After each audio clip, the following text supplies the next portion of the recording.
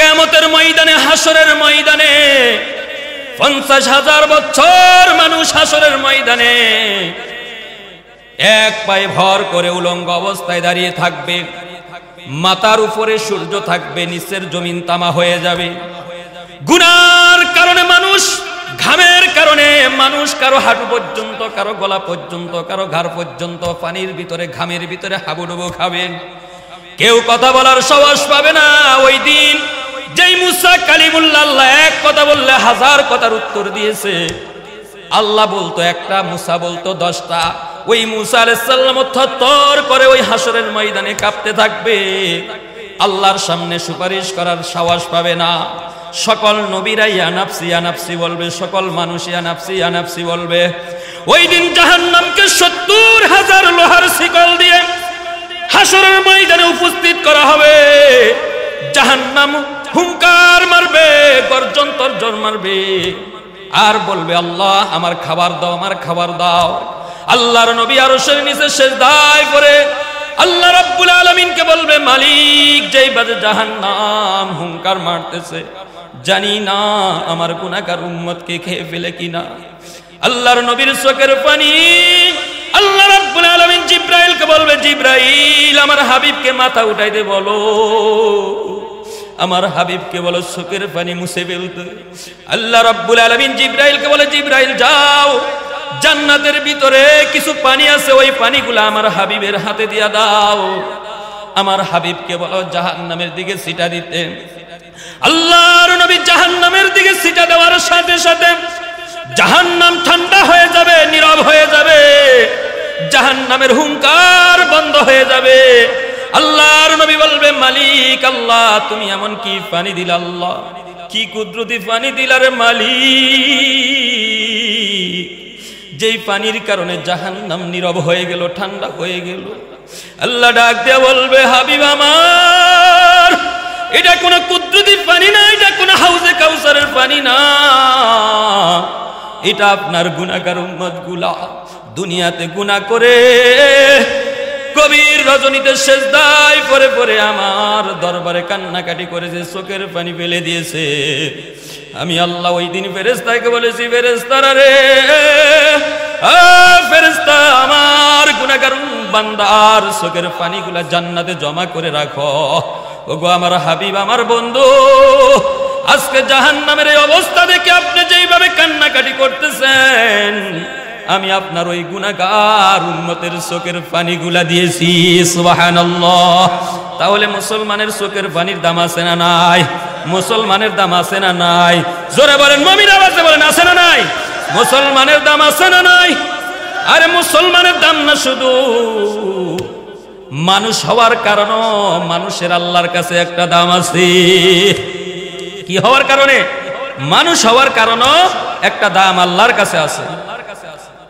ওই সোনার গায়ের যুবকেরা, ও যুবক, তুমি এখনো রাস্তায় ঘুরতেছো, দোকানে ঘুরতেছো, যুবক, তোমার কত যুবক দুনিয়ার জমিন ছেড়ে চলে গেছে, কত হুন্ডা অ্যাক্সিডেন্টে দুনিয়া ছেড়ে চলে গেছে, কত যুবক বিবাহ করার সুযোগ পায় না, কত গাড়ির অ্যাক্সিডেন্ট দুর্ঘটনায়, হার্ট অ্যাটাকে, ক্যান্সারে, বিভিন্ন রোগে স্ট্রোক করে কত যুবক দুনিয়ার জমিন ছেড়ে চলে গেল।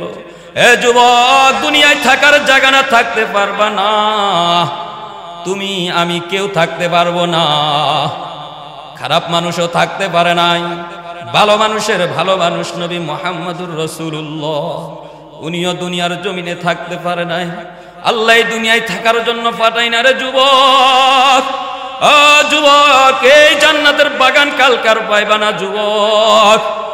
কালকে এই সময় হয়তো এখানে র্যাকেট খেলা হবে, কথা বলেন ঠিক কিনা? কালকে কিন্তু জান্নাতের বাগান হবে না। এখনো সময় আছে যুবক, তুমি মাহফিলের প্যান্ডেলে চলে আসো। এটা এই জায়গায় এখন রহমত নাজিল হইতেছে। কোন সুবহানাল্লাহ। সুবহানাল্লাহ রাস্ত হয়ে গেছে, আরো জোরে কোন সুবহানাল্লাহ। মুমিনের আওয়াজে কোন সুবহানাল্লাহ। আল্লাহু আকবার, লিল্লাহি তাকবীর, নারে তাকবীর। সুবহানাল্লাহর দাম কত জানেননি? আল্লাহর এক ওলি আল্লাহর এক বান্দা একটা কবরের পাশ দিয়ে যাচ্ছে। কিসের পাশ দিয়ে? কবরের পাশ দিয়ে। হঠাৎ দেখে কবরের ভিতরে সুড়ঙ্গ একটা গর্ত দেখা যায়। আল্লাহর বান্দা ভাবলেন হয়তো কোনো শিয়ালত গর্ত করেছে, এখানে হয়তো বসবাস করে। হঠাৎ নজর দিয়া দেখে কবরের ভিতরে একটা লোক নামাজ পড়তেছে। সুবহানাল্লাহ। কি পড়তেছে? নামাজ। নামাজ শেষ হওয়ার পরে ওই আল্লাহর বান্দা কবর ওয়ালাকে ডাক দিয়ে বলে, এ কবরবাসী ভাইরে, তুমি এই জায়গায় কিভাবে গেলা? কয়, মানুষ যেভাবে আসে আমিও সেইভাবে আসছি।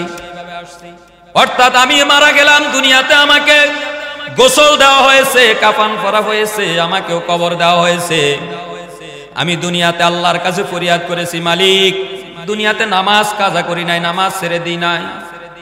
আল্লাহ, কবরে গেলে আমাকে একটু নামাজ পড়ার সুযোগ দিও, তোমাকে সিজদা করার সুযোগ দিও।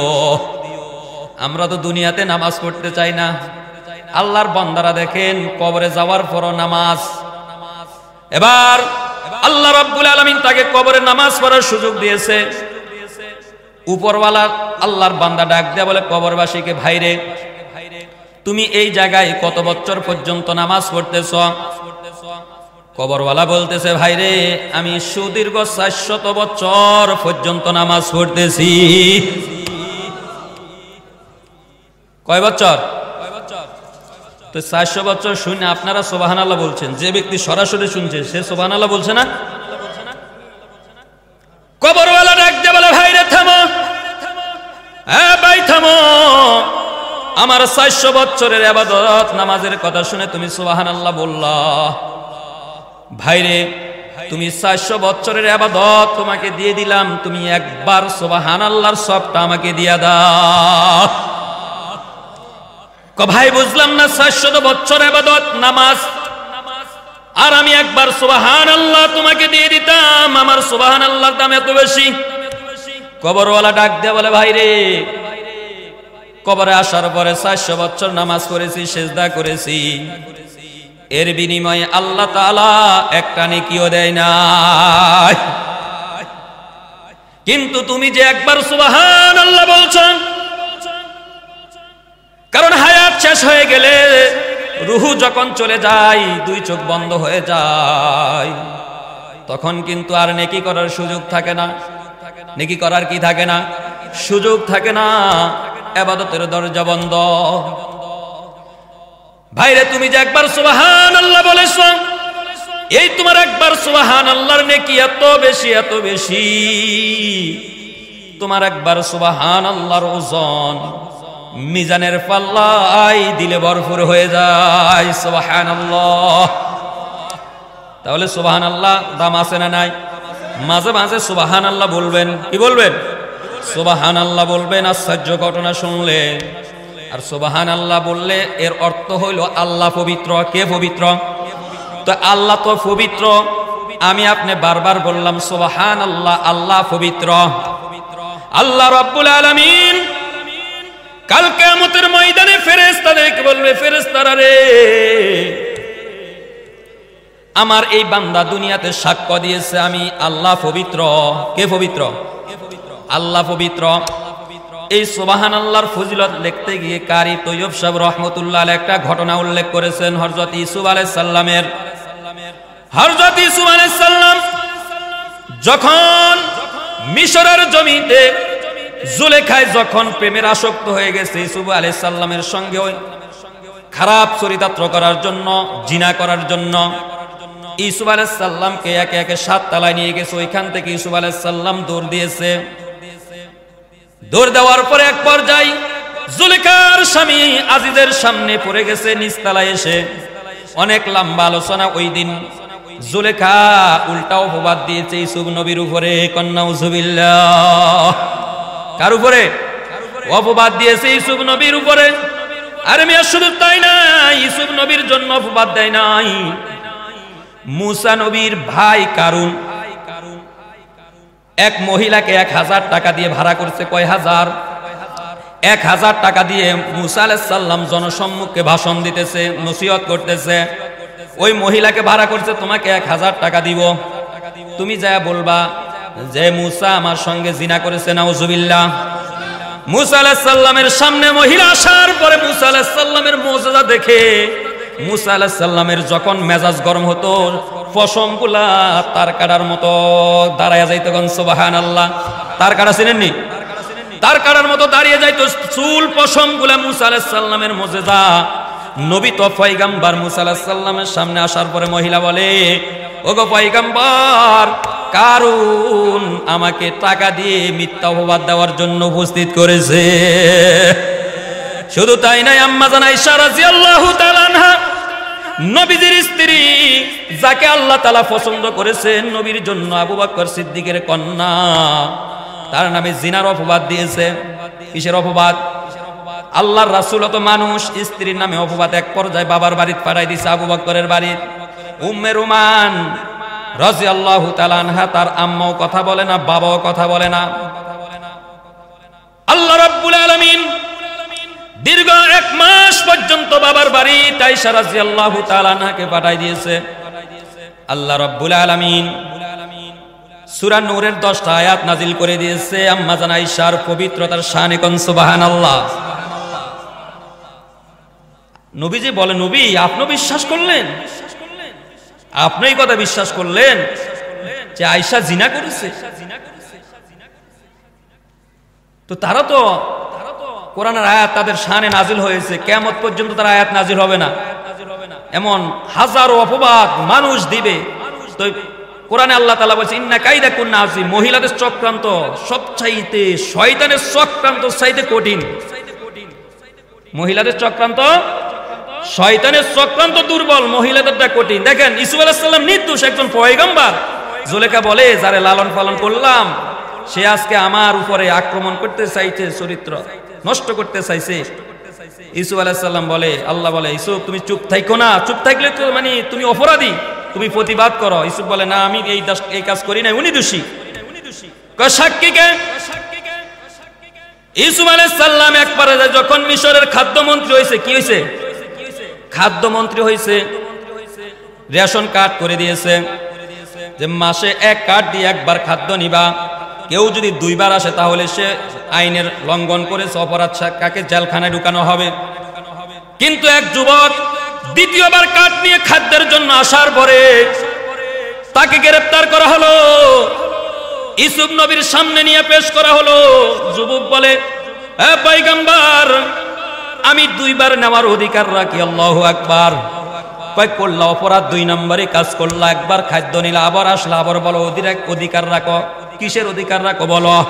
কারি তৈয়ব সাহেব রাহমাতুল্লাহ আলাইহি বলে, ওই দিন ওই যুবক বলতেছে, ইউসুফ ও পয়গম্বর, যেদিন মিশরের জমিনে আপনাকে জুলেখা জিনার অপবাদ দিয়েছিল, আপনার পক্ষে কোনো মানুষ ছিল না মিশরের ভিতরে, সব আপনার বিপক্ষে ছিল। ওই দিন আমি দুধের বাচ্চা, ছোট বাচ্চা, কোলের বাচ্চা ছিলাম। ওই দিন ওই বিল্ডিং এর ভিতরে আমাকে জুলেখা কোলে করে নিয়েছিল। ওই দিন আপনি আমাকে সাক্ষী মেনেছিলেন। আমি ওই দিন কানুন বর্ণনা করেছি, আপনাকে পবিত্রতার ঘোষণা দিয়েছি। কোন সুবহানাল্লাহ। কি বলছে? যে ইউসুফের যদি পিছনে জামা ছিঁড়া থাকে তাহলে ইউসুফ নির্দোষ। ইউসুফ কি?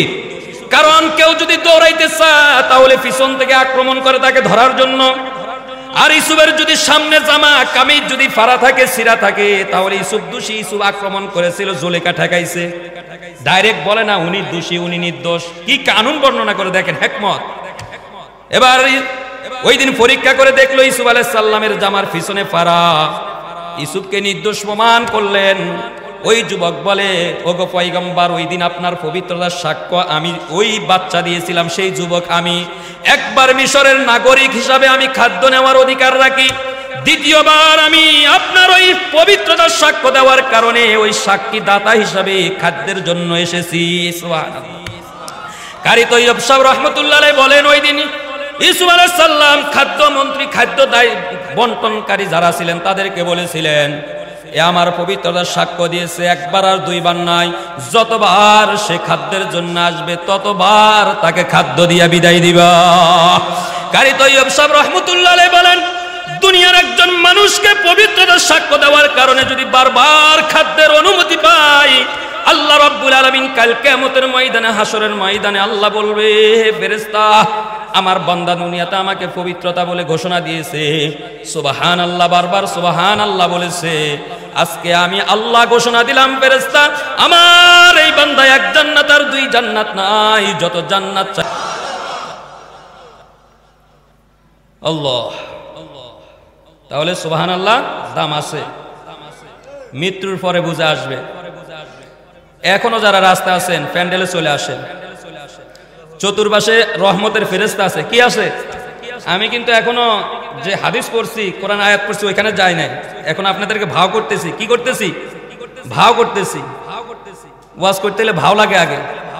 এখন আপনাদেরকে ভাও করতেছি, লাইন করতেছি, তারপরে ওয়াজ শুরু করব। আমার যে আয়াত আর হাদিস করেছি, ফেরেশতারা চতুর্পাশে, একদল ফেরেশতা একজনের উপর ভর করে করে আল্লাহর আরশ আজিম পর্যন্ত চলে যায়। কোন সুবহানাল্লাহ। আল্লাহ রাব্বুল আলামিন দেখে শুনে জানে, তারপর আল্লাহ রাব্বুল আলামিনের একটা শান। ফেরেশতাদের জিজ্ঞাসা করে ফেরেশতারা, আলমপুর সরকারি প্রাথমিক বিদ্যালয় মাঠে আমার পাগল বান্দারা কি করতেছে? এই যে আমরা এখানে বসে আছি, জিকিরের মজলিসে বসছি, আল্লাহ রাব্বুল আলামিন, আল্লাহর নবী হাদিসে বলেন এর চেয়ে উত্তম মজলিস ফেরেশতার মজলিসে আলোচনা করতেছে। কে আলোচনা করে? আল্লাহ। কে? আল্লাহ। আমাকে আপনাকে নিয়ে এখন আলোচনা চলতেছে আল্লাহর আরশ আজিমে। ফেরেশতাদেরকে বলে, ফেরেশতারা আমার বান্দারা কি চায়? কয় আল্লাহ আপনার বান্দারা জান্নাত চায়। কি চায়? জান্নাত চায়। কয় জান্নাত দেখছে? কয় না আল্লাহ জান্নাত দেখে নাই। কয় যদি জান্নাত দেখতো, কয় আল্লাহ জান্নাত পাওয়ার জন্য দুনিয়ার সব কিছু ছেড়ে দিয়ে জান্নাত পাওয়ার জন্য পাগল হয়ে যেত। আল্লাহ রাব্বুল আলামিন ডাক দিয়ে বলে, ফেরেশতারা আর কি চায়? কয় আল্লাহ জাহান্নাম থেকে নাজাত চায়। কিসে থেকে? জাহান্নাম থেকে নাজাত চায়। জাহান্নাম আছে, কবর আছে, আল্লাহ আছে, বিশ্বাস হয়? বিশ্বাস হয়। এক হিন্দু গেছে ঠাকুরের কাছে আল্লাহ সৃষ্টিকর্তা দেখতে। কি দেখতে? সৃষ্টিকর্তা। তো হিন্দু বলে, তুই যে বানাইছ, পূজা করতেছ, তোর ঘরে তো আছে, ওইটা তো সৃষ্টিকর্তা। কই বেড়ায়? এটার আমি নিজে হাতে মাটি দিয়া, খের দিয়া, লাঠি দিয়া, বাঁশ দিয়া আমি নিজে বানাইলাম, রোদ্রে শুকাইলাম, এটা আবার সৃষ্টিকর্তা হয় কেমনে? কথা হলে আমি পারুম না, আমাদের ঠাকুর আছে, ঠাকুরের কাছে নিয়ে যাই তোরে।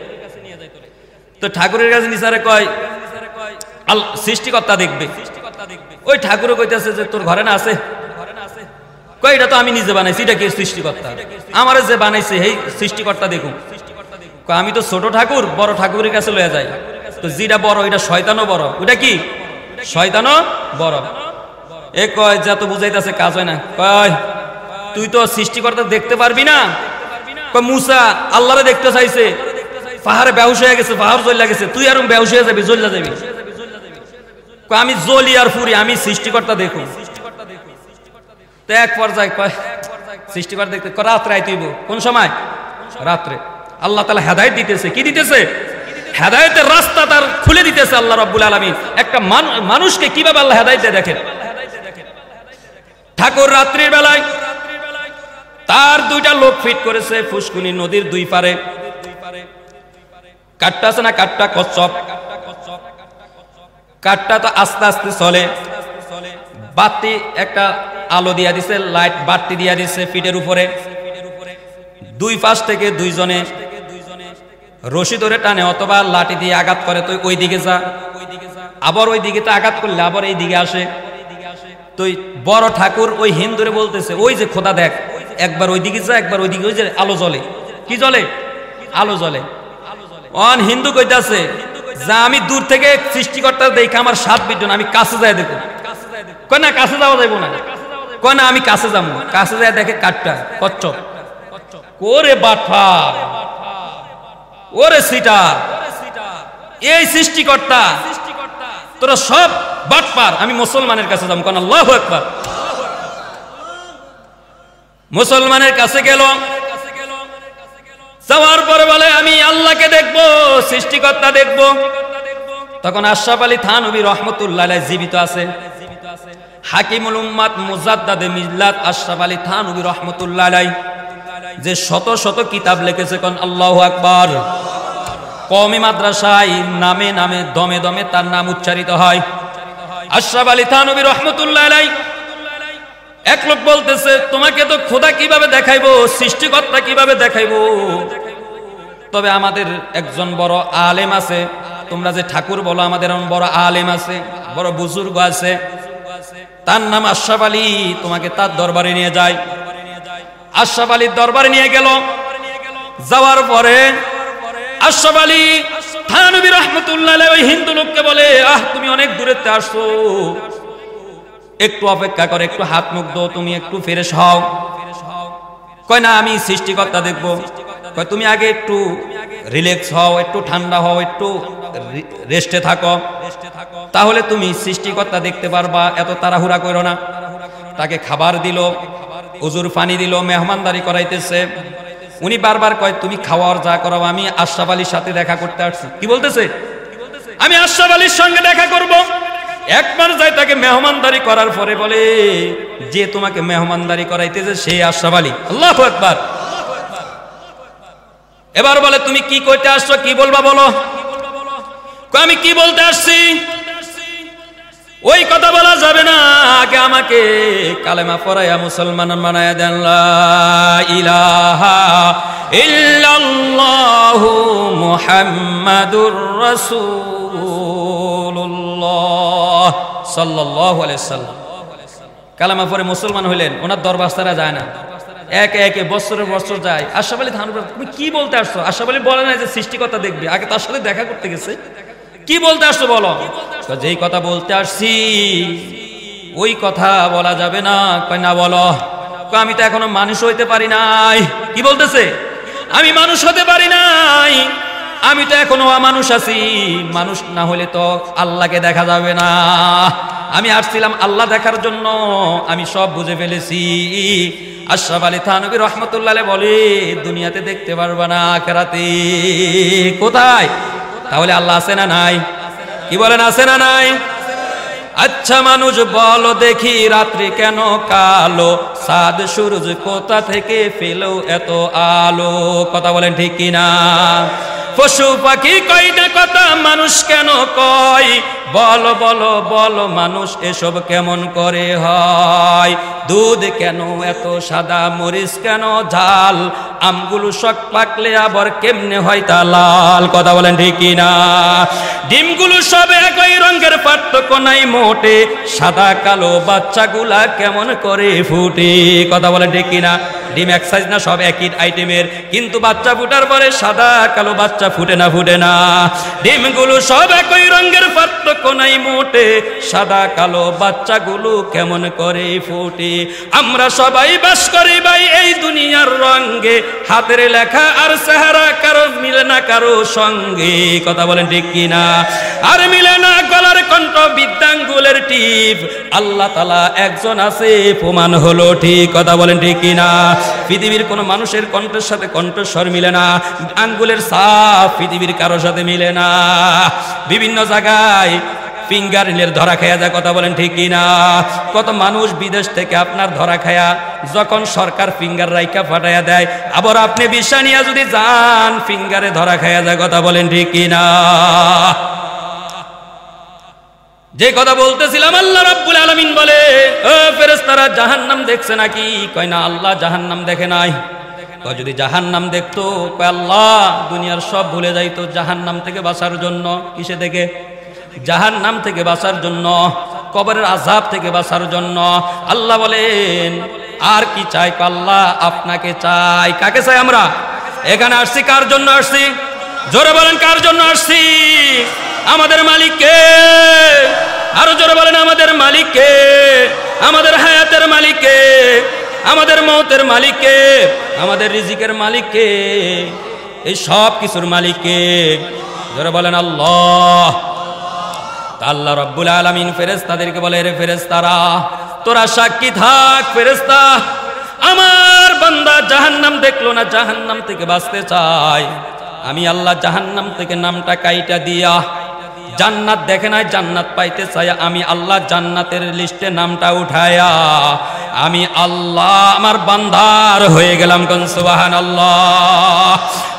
যুবক, এখনো যারা রাস্তায় আছো, ঘরে আছো, দোকান পাটে আছো, প্যান্ডেলের ভিতরে চলে আসো।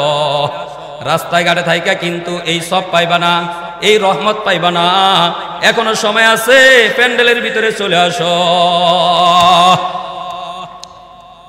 এবার একটু আলোচনায় যাই, যে হাদিস করেছি। وقال النبي صلى الله عليه وسلم الناس معادن كمعادن الذهب والفضة خيارهم في الجاهلية وخيارهم في الإسلام إذا فقهوا أو كما قال عليه الصلاة والسلام।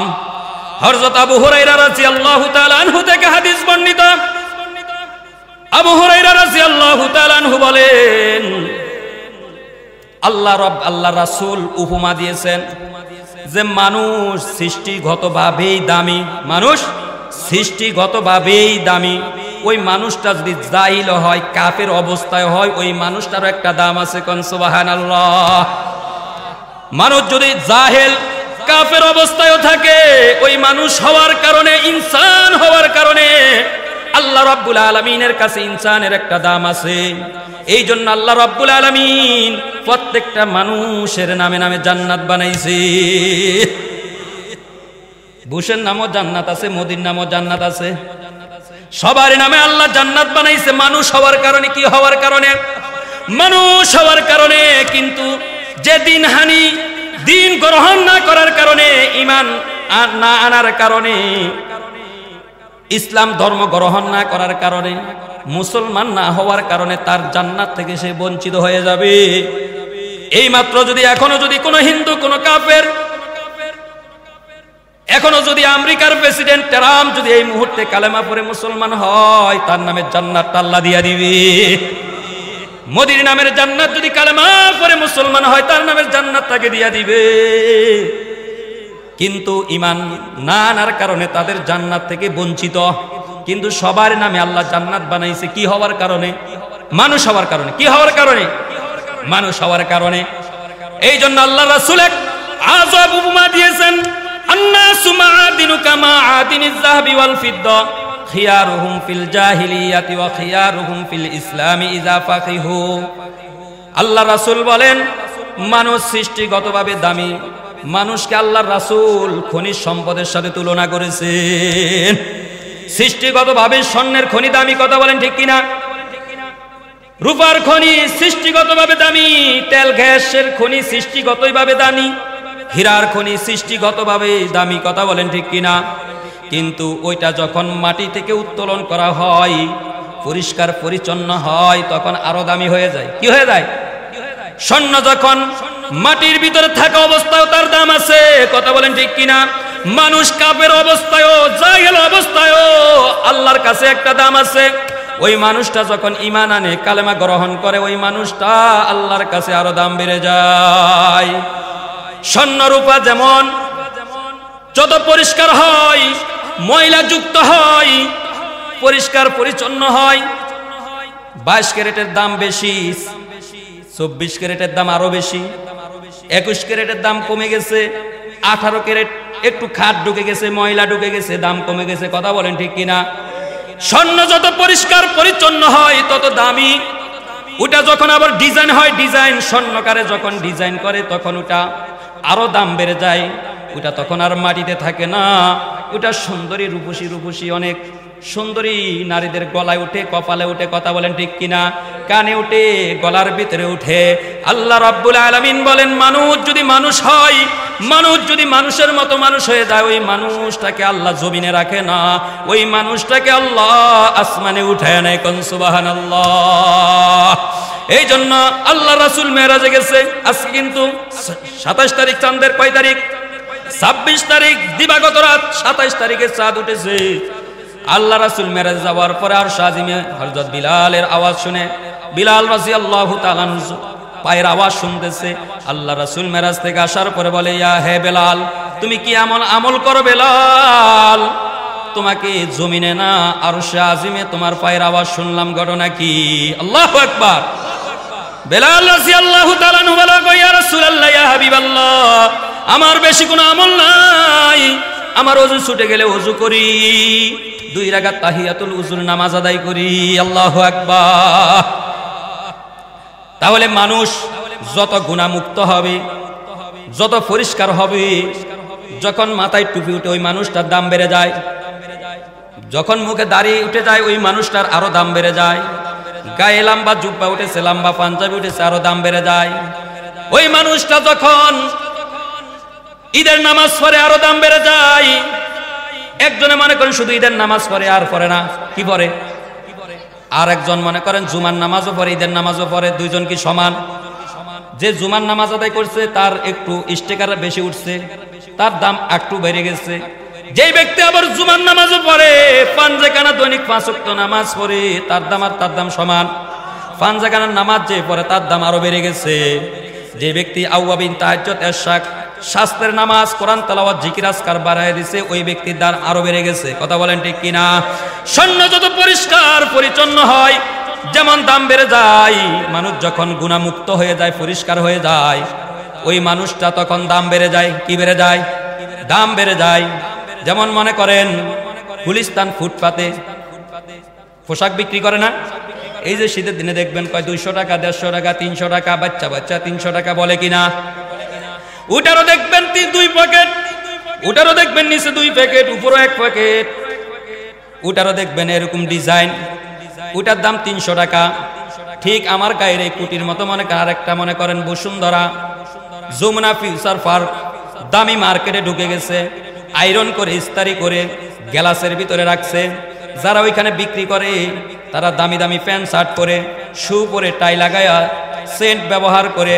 আপনি কাস্টমার গেছেন, কয় আসেন স্যার, বসেন স্যার, কথায় কথায় স্যার, কথা বলেন ঠিক কিনা? কিন্তু গুলিস্তান ফুটপাতে যে বিক্রি করে লঙ্গি পরে অথবা টাইজার পরে ধুলা বালির ভিতরে বিক্রি করে, ওইটা ধুলা ময়লা যুক্ত, ওটা দুর্গন্ধ লেগে গেছে, ওইটার দাম 300 টাকা। আরেকটা পরিচ্ছন্ন পরিষ্কার সব কিছু করে আয়রন করে দামি মার্কেটে ঢুকছে, ওটার দাম হয়ে গেছে 2000 টাকা, কয় হাজার টাকা। আবার আসার সময় দামি একটা ব্যাগ ধরায় দেয়। কথা বলেন ঠিক কিনা? আপনি মনে করেন দামি ব্যাগ আপনার এমনি দিয়ে দিছে, না, ওই ব্যাগের দামও আপনার কাছ থেকে নিয়ে গেছে। আসেন স্যার, বসেন স্যার, কথায় কথা স্যার, ওইটার দামও নিয়ে দিছে। দামি মার্কেটে ঢুকছে, ওই মার্কেটের ভাড়ার টাকাটাও ওই পোশাকের ভিতরে ঢুকছে। কথা বলেন ঠিক কিনা? তার মানে দামি মার্কেটে ঢুকার কারণে পরিষ্কার পরিচ্ছন্ন হয়ে আয়রন ইস্তারি করে গ্লাসের ভিতরে রেখে দেওয়ার কারণে যেমন দাম বেড়ে গেছে, ঠিক একটা মানুষ যখন মানুষ হয়ে যায়, গুনাহ ছেড়ে দিয়ে যখন আল্লাহওয়ালা হয়ে যায়, ওই মানুষটার দাম আল্লাহর কাছে আরো বেড়ে যায়। সুবহানাল্লাহ। আর একটা হাদিস পড়েছি, আল্লাহ রাসূল বলেন, কালান নবী সাল্লাল্লাহু আলাইহি সাল্লাম, আরবাউন ইযা কুন্না ফিকা ফালা আলাইকা মা ফাতাকাদ দুনিয়া হিফযু আমানাতিন ওয়া সিদকু হাদিসিন ওয়া হুসনু খলিকাতিন ওয়া ইফফাতু ফি তুহমাতিন। আল্লাহ রাসূল বলেন, তোমরা যদি 4টা গুণ অর্জন করতে পারো, 4টা আমল যদি করতে পারো, কয়টা আমল? 4টা আমল যদি করতে পারো, হে দুনিয়ার মানুষ, তোমাদেরকে কেউ পরাজিত করতে পারবে না। সুবহানাল্লাহ। কয়টা আমল? 4টা আমল যদি করতে পারো, তোমাদেরকে কেউ পরাজিত করতে পারবে না, লাঞ্ছিত করতে পারবে না, অপমানিত করতে পারবে না। 1 নম্বরে আল্লাহ রাসূল বলেন, হিফযু আমানাতিন, আমানতদারি রক্ষা করা। কি রক্ষা করা? আমানতদারি। আমানতদারি তো এখন মানুষের মাঝে নাই, আমাদের মাঝে নাই। আমানতদারি, আমানতের খেয়ানত করে। কি করে?